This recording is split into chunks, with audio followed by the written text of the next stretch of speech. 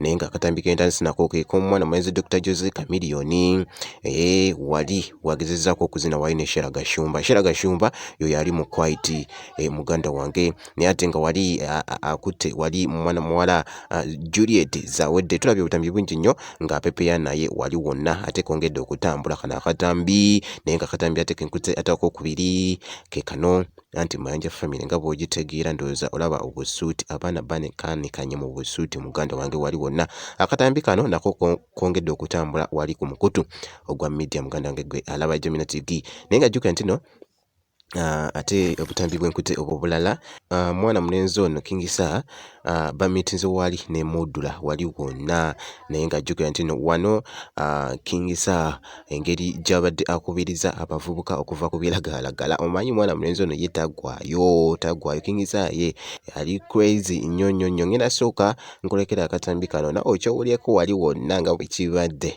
abakubiriza okuva ku biragalalagala mbu kaakano mwewala ebiragalalagala owulira ng'omutima gukalubiridde wakirifuuwa enjaga naye tonywa biragalalagala bijja kamalawo bidehydrating abaana bibakoze ebintuntu obasanga bacomye akantu akacwiri akaki n'ebintuntu ebiralalala ate ekitumuma nti tuba twogera ku mize gy'abakyali baffe naate tuba tulina ogyogerako okwongera okwerungamya.